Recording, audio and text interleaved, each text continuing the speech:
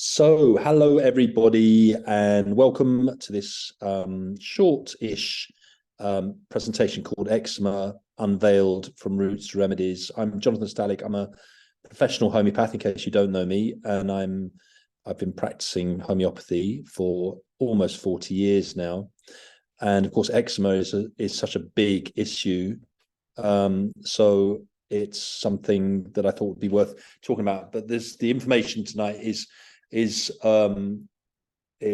quite it's at a basic level, so it's not going to be too scientific. If you've got questions, please feel free to ask. You can put a little chat thing in the box, and if you need to talk, I can make you go live as well, so that's absolutely fine. But yeah, I'd like you to engage with me rather than making me do all the work.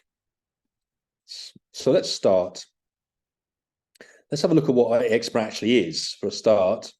So it's called atopic dermatitis. What does atopic mean?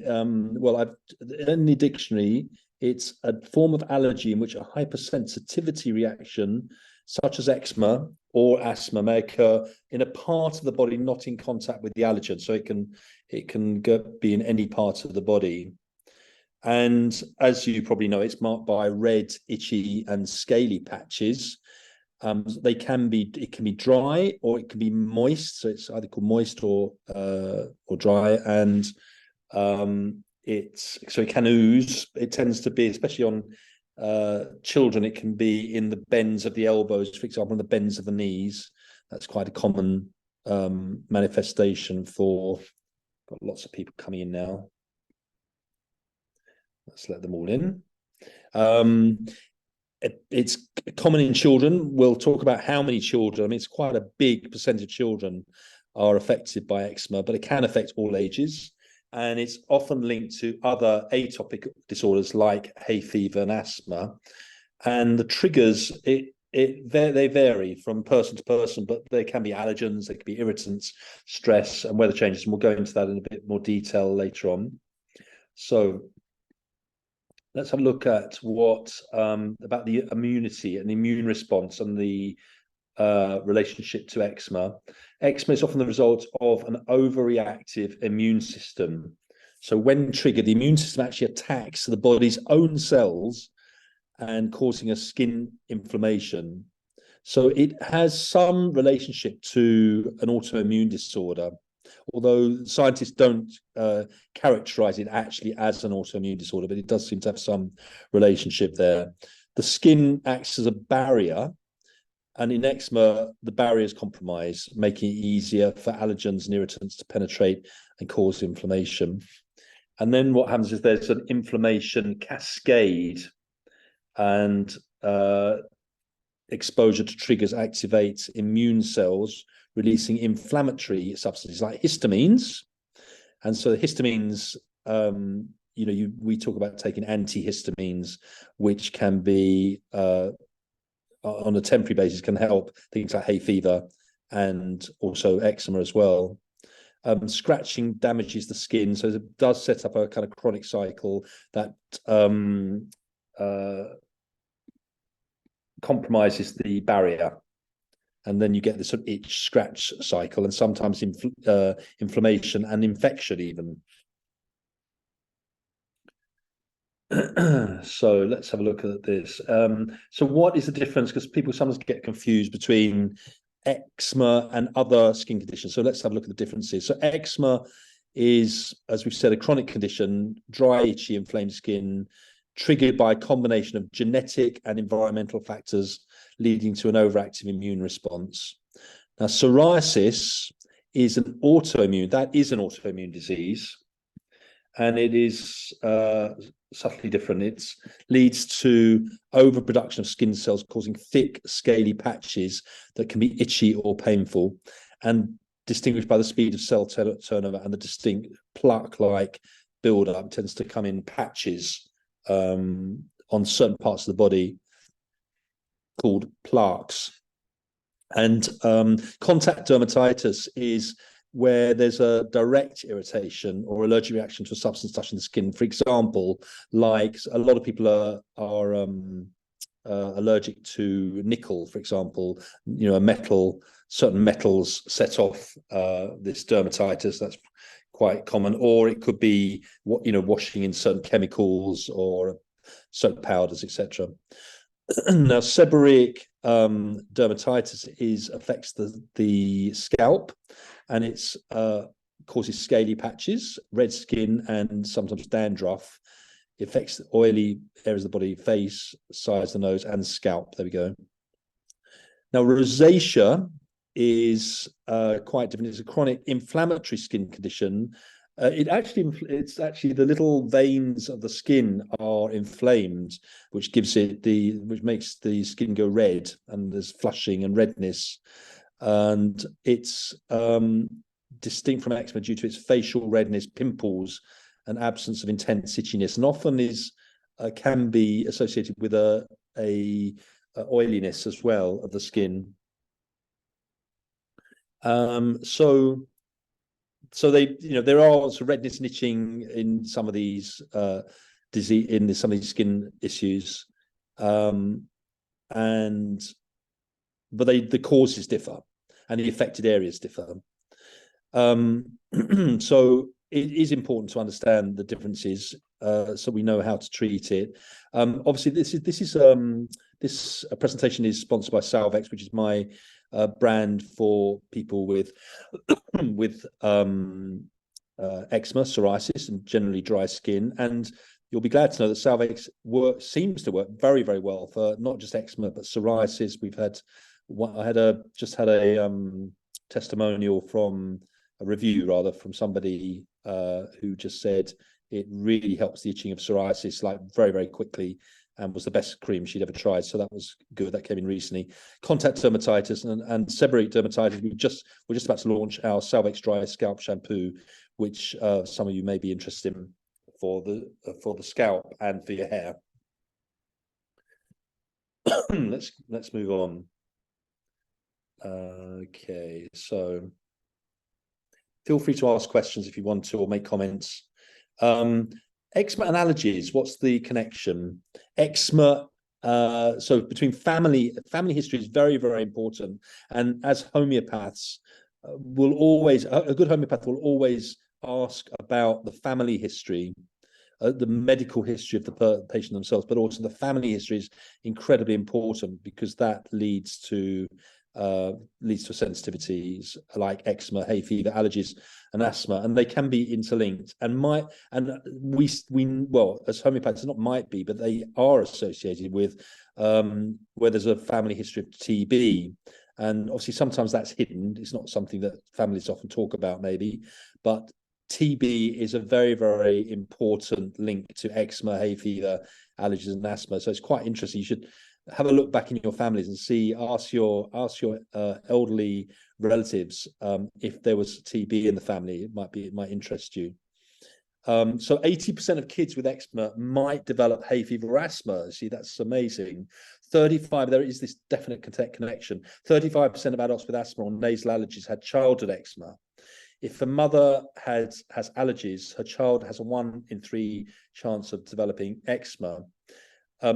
And 37% of kids with that severe eczema might also have food allergies. And what I would say is that the suppression of a skin disease like eczema can then lead to things like hay fever and asthma and other. We know this as homeopathic practitioners. We see this in our patients all the time. This connection between the suppression, could also be vaccinations as well, but the suppression with using steroid creams, for example, and other medications can suppress. So really, if you want to treat eczema it's important to treat it at a root level. And so although creams and medications can be sort of helpful, it's important to treat it at the root level. Eczema may flare up due to certain allergens such as dust mites, pollen, pet, sort of hair and skin particles, certain foods, cosmetics, mold, and specific soaps. So we want to pinpoint the allergens, opt for allergy testing to identify specific triggers. Let's find out what those triggers are. That can be helpful. So you can get tests for allergens from, I think, some surgeries, doctors will offer that, or you can get it done privately. Maintain an eczema journal, track flare-ups and potential causes, so that you become involved in your recovery. Avoid irritants. This includes wool, certain soaps, chemicals, and cigarette smoke. And you can obviously, see which ones, if you avoid them, see if that affects your eczema. Minimize exposure. Utilize dust-proof bedding. Reduce contact with pets. Obviously, I mean, that's not always easy. If you've got a pet, and also, especially if you love your pet, you don't want to reduce contact probably. The good thing about something like homeopathy is that it can treat the sensitivity. It's not just about palliating. In other words, it's not just putting a plaster over the problem, but it actually treats the sensitivity and can help you to become less sensitive to these triggers. So yeah, of course, we're going to recommend Salvex Rescue Cream for relief, because it does really, really help. It reduces the itching, it reduces the inflammation, and we'll go into that a little bit more later. Breastfeeding is very good. Dietary changes for infants, keeping children's fingernails short, and there we are, consulting a homeopath for holistic treatments. What's modern medicine got for eczema? Well, topical corticosteroids is often the first line, and they, of course, they are very effective in that sense. They will reduce inflammation and itching very, very quickly, but the problem is they don't cure. So normally, as soon as you stop using it, the problem comes back. And also, used over a long period of time, they can cause damage to the skin, and also have other not very nice side effects, like they can affect your immunity, for example. Antihistamines sometimes used to decrease itching, especially at night. An emollient is a moisturizer. So yeah, some people use E45. A lot of emollients contain paraffin wax, which is not very great for the skin, because it blocks the skin. It doesn't allow the skin to breathe. So we tend to avoid that. A natural cream is generally a lot better, because it doesn't smother the skin. Calcineurin inhibitors, non-steroidal creams that reduce inflammation and skin reactions. And as we said before, they can have some side effects, and they often don't address the root causes, which is really the ideal in this situation. Let's have a look at eating. What you eat now. Foods that contain omega-3s are excellent. So all kinds of oily fish, for example, salmon, trout, not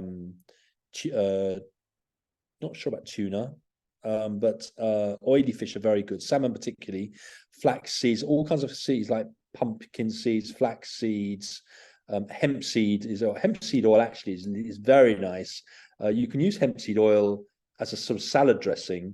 It's got a slightly nutty flavor, and or you can even use it in smoothies and that sort of thing. So that's a good one to have. And hemp actually contains not just omega-3, but the 6 and 9 as well. It has the perfect human profile of omega-3, 6, and 9. So it's very good for all kinds of things, apart from the skin, the heart, and the joints, etc. Probiotics are good, and live yogurt, particularly in kefir. Vitamin E is excellent for almonds and sunflower seeds, which also I think contains the omega-3s and improves skin health. You need to check if you may be allergic to dairy, so it's worth checking that out, and gluten. If you are, then obviously cut back on that, and get homeopathic treatment. Processed foods, high in sugars and artificial additives can affect eczema as well. We just wanted to say something about, obviously, feeding kids can be a challenge, because they just what they want. They want to eat lots of sweets, and what can we do?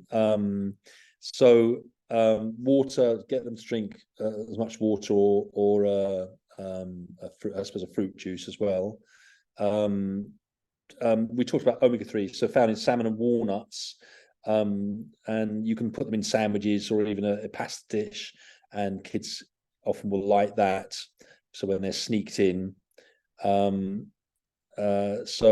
and you can also get, which is interesting, you can also sometimes get flavored omega oils. I think there's a flavored hemp seed oil that's available, worth checking out. Sort of foods that are colourful often win kids over. So berries, oranges, spinach are packed with skin-loving vitamins. Yogurt, often kids like yogurt and even kefir, and they enhance both gut and skin health. There's a big connection between the gut and skin health. So it's really important.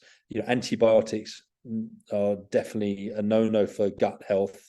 And so if you can avoid those, it's better. We want to keep the harmony of the body. This is the thing. We want the body to be able to have a flow and be able to have normal reactions. Once you start sort of antibiotics, vaccinations, these all affect the body's own natural ability, natural immune system, and the natural ability to keep itself in order. Natural foods over processed ones for happy skin. Check for allergies, we talked about that. And be patient with dietary changes. Obviously, they can sometimes take time to show effects, and also just for people to change their habits of a lifetime. What about other environmental and lifestyle influences of eczema? So understanding things like environmental triggers. I'm recording this session, and you'll all automatically receive, probably tomorrow now, you'll receive a copy of this video, so you can always go back over things if you want to reference things. So climate, extreme temperatures, dry air, so things like central heating, for example, can make a difference. There's pollutants, tobacco smoke, harsh chemicals in cleaning products, personal care items. It's good to get into the habit of shopping for milder, for example, shampoos often that contain sodium lauryl sulfate or sodium laureth sulfate, or the ammonium lauryl and laureth sulfates, and they can be quite harsh and can affect skin and cause irritation. We talked about pollen, mold, dust mites earlier. Stress, high stress can weaken the immune system. So especially I found, bottled up emotions can sometimes be the trigger for eczema. Had a number of patients that when they were having an argument with their partner, for example, then the eczema would get worse. So there's a definite connection there. So relaxation techniques, and of course homeopathy, which is great for the emotions as well as the physicals. Sleep quality, adequate and quality sleep, regular exercise. These are all sort of fairly common sense things, aren't they, really? Moisture, home environment, sometimes using a humidifier during the dry months, and air purifiers.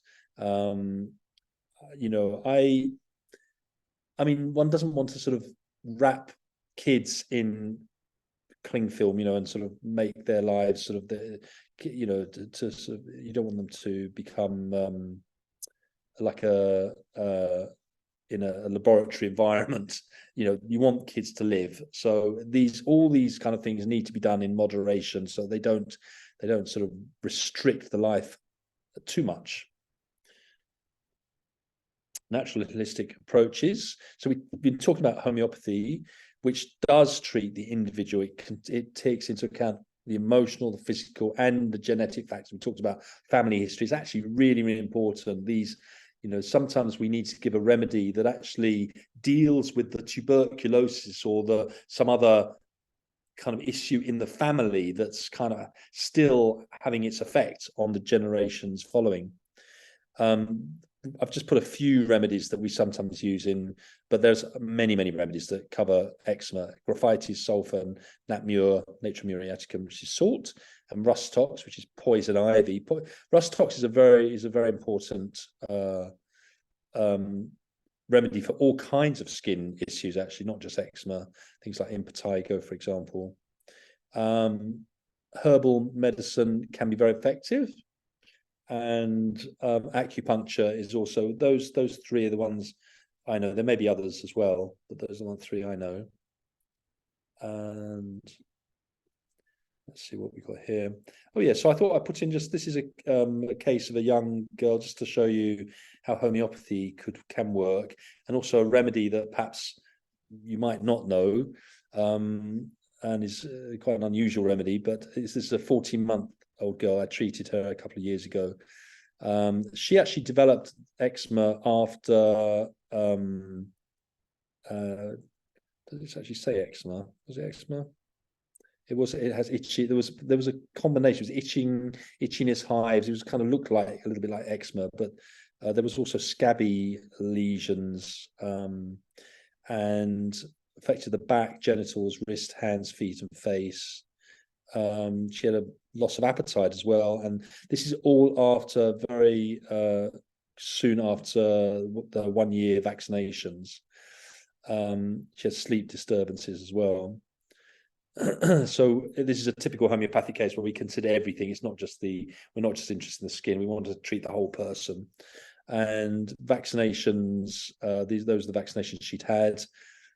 She'd had a fever following previous vaccinations that they managed with Calpol. The father has a history of eczema. They treated the kid with medicines like antibiotics, so quite powerful antibiotics, antihistamine, paracetamol. You know, I think parents sometimes get really quite panicky with when eczema, it's often quite disturbing to the child, especially with the itching and the itching and scratching. It's not very nice to look at and to see the child suffering. This was a breastfed child, as sociable, happy disposition, but a bit distressed and clingy at the moment with this problem, and a history of parental conflict. The father has ADHD. And the remedy I gave this child was a remedy called malandrinum. And it's a bit of a sort of strange one. We use, some people think homeopathy is all just plants and nice flowers, but it's not. We do use a lot of plants and a lot of flowers, but malandrinum is not made from flowers. It's made actually from a secretion on the horse's skin. It's a kind of greasy secretion on a horse's skin. So it can be a remedy that's useful for horse allergies, for example. But in this case, there wasn't a horse allergy. But it just fitted this particular case with the hives, the itchiness, the scabby lesions, etc. And the post-vaccination is a big post-vaccination remedy, and it cleared the case. The child got much better from this, and cleared all aspects of the case, not just the skin, but the other things improved as well. So homeopathy really is worth considering for these kind of things. So let's move on. Vernix. I thought I just wanted to mention vernix because it's such an interesting substance, and some people might not be aware of it. It's the waxy cheese-like white substance. It doesn't sound very nice, but it's found on the coating of the skin of newborn children, and starts to appear on the fetus around the 20th week of pregnancy. So what does it do? What is it? It's water. It's got lipids, so fats in it, which are 80% of its weight, and proteins, which have antimicrobial properties. So it actually guards the baby against infections, and it's an incredibly important part of the child's kind of development. They used to just kind of really want to wash the vernix off as quickly as possible because it's a bit mucky, but it's actually better to leave it on if possible for as long as possible. It is a natural moisturizer. It shields the newborn skin from amniotic fluid, which can affect it, and it offers a protective layer against bacteria. It's very important, and other pathogens. And I think it does have an effect on the child's skin barrier function going forward. So it's really worth, if you're going to have children in the future, it's really worth bearing that in mind. And so allowing the vernix just to be there, you just leave it there. You can leave it there for even, I think, weeks, and then just if necessary, or days certainly, and then when you bathe the child, it'll come off naturally. I wanted to talk about just Salvex, some of the ingredients in Salvex. This is my skincare brand, and when I formulated it, I wanted to really make it the most effective cream on the market, and it's got kind of lots and lots of ingredients. And some people ask me, there's something to say to me, why do you have so many ingredients? And almost they see it as a bad thing. One of the advantages of putting in quite a lot of different active ingredients is that, firstly, not everyone responds to the same active ingredients. So putting in a sort of complementary ingredients in a well-rounded formula means it helps more people more of the time. But also it limits the tendency to become sensitive to an ingredient. So if there is a sensitivity, say somebody's sensitive to lavender oil, then because there are lots and lots of other ingredients in there, they will calm down any sort of sensitivity to that lavender oil. So we get very, very, very few people kind of complaining about allergic reactions. The two ingredients I want to really point out, because this makes Salvex really different, is the beetroot extract, which is incredibly moisturizing, and the cherimoya, which is a fruit found in originally found in South America, and they eat it as a fruit, but it had a lot of scientific trials done, and shows it's rich in antioxidants, and it does actually act as an anti-inflammatory ingredient. And aloe vera, of course, calendula, it's got vitamins in it as well as the herbal extract, and oils. Echinacea oil is a lovely oil, and jojoba oil and shea butter. There's lots of other ingredients, so I've just put the sort of main ingredients there, but there's more. And we do to complement the cream, there's a very nice cleansing shower oil, which is great, can be actually applied directly to the skin as well after a shower. So if you've got a lot of eczema all over the body, it's a good one to use. You could use it all over the body. We will be launching a body lotion at some point as well, but that's a really good one to use.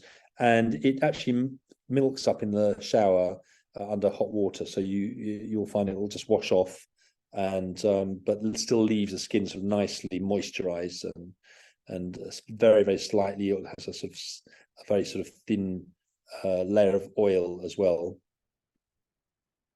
Some practical care tips: clothing, soft, breathable fabrics are better than things like nylon. To deal with the scratching, mittens or distractions, actually, because keep them distracted is the best way, but make sure their nails are trimmed. That's obviously important. Lukewarm baths, and as we mentioned before, you can use Salvex cleansing shower oil in the bath itself as well, which is lovely, and it has a spa aroma. It's really wonderful, fresh unisex aroma, so it's kind of it's got a very nice, you can pamper yourself with it as well. You don't actually have to have, by the way, you don't need to have problem skin or problem scalps or to use the Salvex products. It's meant for all the family, and you can use it just as a sort of general moisturizing products as well. And then, of course, we've got our Scalp Comfort dry scalp shampoo coming out this month, and there's a special offer on it at the moment on the website, a pre-order offer, so you might be interested in that. Eczema care for kids, the basics. 20% of children experience eczema. We've talked about some of this really. Bath rituals, yeah, lukewarm water, we've said that. Pat dry, so don't rub, but pat dry, so you leave a little bit of moisture on the skin. Lock in the moisture with either the rescue cream or the shower oil as well, as you can use that after a bath as well. And comfortable cotton, loose-fitting clothes. We talked about detective work, identifying triggers, maintain moisture, prevent scratching. We talked about this. Okay, and then I just wanted, there's the dry scalp shampoo, and there's the special offer as well. So, and I think, is that the last? I think it's the last. That's the last slide. So, let me just unmute everybody so we can. Well, you can now unmute yourselves. If anyone's got any questions or comments, now is the time.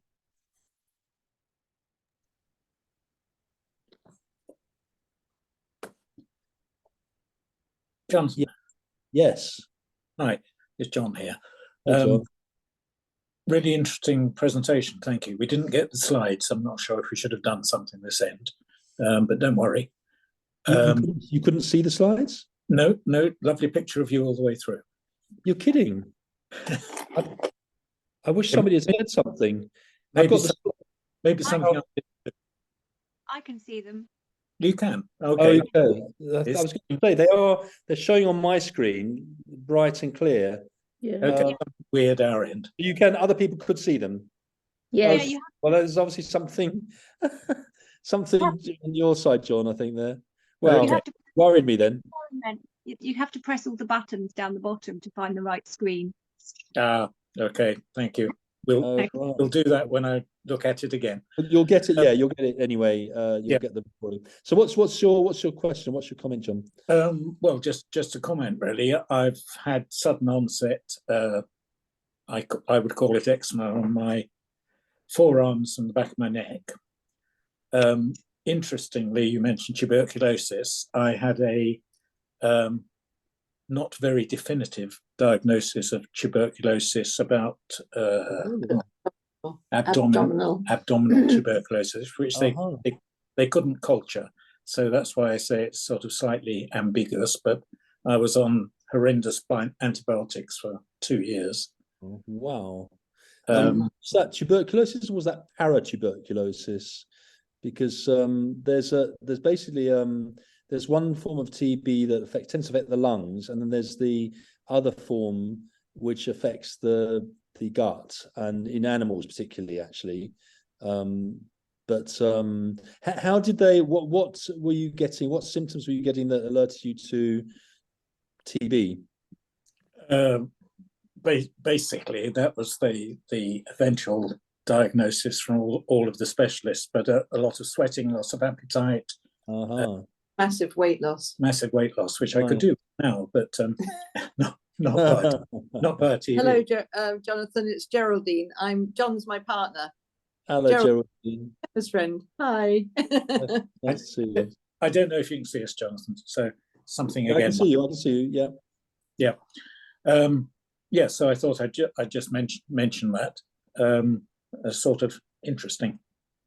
Okay, well that is interesting. And so, have you had homeopathic treatment as well? Oh, yes. Yeah, good. Not for this. So I probably will after this come and see you. Okay, cool. Do feel free. That's great. Thank you. And have you tried the Salvex? No, not yet. Just to keep it is. I mean, it's a really good standby just to sort of keep things under control while you're. I would use it. I tend to use it. I give it to patients I recommend it to patients who, while they're on treatment, it just helps to keep things calmed down.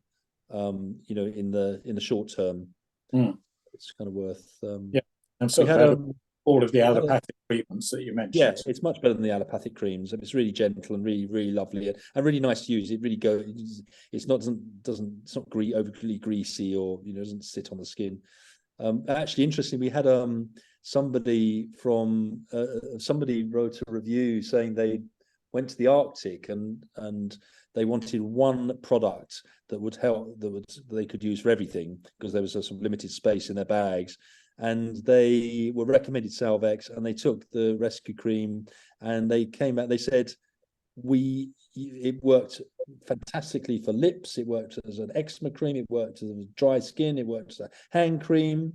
It worked as a body lotion, and it worked better than all the other products that we were using for those individual things. And we now use it every day at home, and it's the only thing we use, and we recommend it to all our friends. So I thought that was good, Arctic explorers as well. Digressing slightly from homeopathy, Jonathan, what I used to make a sort of cream for psoriasis when I worked at Neal's Yard for, with aromatherapy oils and birch tar. Yes. So good for the skin in very, very, very mild, small doses. Interesting. It's not a homeopathic remedy, is it? But it's wonderful for, they used to, in the woods in Germany and everything, slather themselves with it. Did it have a strong smell? It does have a very strong smell. It's very viscous, very thick. Yeah. Right. So you just need a very small amount.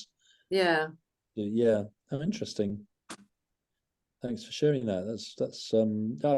I'm aware of birch tar, but I've never sort of used it, or I suppose maybe because of it is quite pokey. I sort of perhaps wouldn't use it in a product, except on its own. It'd probably overwhelm everything else. Yeah. Thanks. Anyone else? Yes, Bridget. I think you can unmute yourself. Yes, I have unmuted. I just wanted to say that I've never had any eczema or anything in my life until I was in my early 60s, and then it suddenly struck me, and no one in my family had eczema. And so I've been seeing a homeopath for about the last 20 years, and the doctor gave me all sorts of horrible things, and anyway I managed to stop them all, and she recommended Salvex. I'm doing a little thing for you here, and so I've been living on Salvex, and then the oil is just no, I couldn't wash in anything that, I sort of gave up washing for quite a long time, and then the oil came along, and so I love the oil. Oh, that's really great. Thank you so much. I have to say, I use Salvex. Here we go. The advert. This is the fly. Yeah, this is your advert. I have not had any prior. No, you don't know me or anything. Say this. But but it was my homeopath who suggested it. Oh, that's great. But it keeps me going at the moment anyway. But this year, so this has been several years with eczema, about 5 years or so. But this year, starting in late January, I had hay fever for the first time ever in my life. I've never had hay fever, and I've had it really badly. And it's affected, I sneezed in January. At the end of January. I live in the southwest. I think the spring came very early, but they say it's tree pollen that starts it. So it's been going on all year, and I've still got it now. So I've been using a nasal spray. I had antihistamines, and I felt better in the middle of the summer when I went to the Orkney Islands for 3 weeks. And I felt wonderful there. And when I came back, clean air, I think. And then when I came about a month after I got back, my eyes, which had been awful and had got better, started again, and I've just had real trouble with my eyes, just going on and on and on. You're seeing a homeopath, so how are they? Is it not helping? No, can't seem to get to the bottom of the problem with the eyes.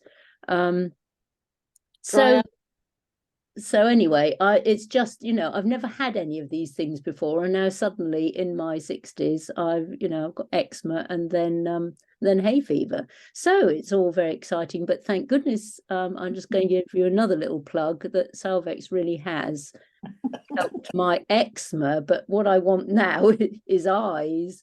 But anyway, but I do see a homeopath regularly. So that's the end of my little advertisement. Thank you. What do you get with the eyes?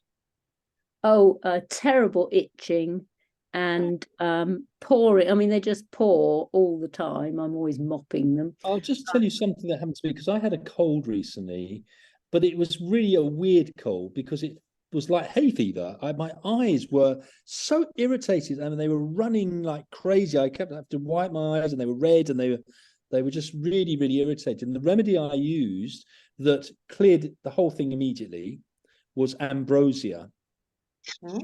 Ambrosia.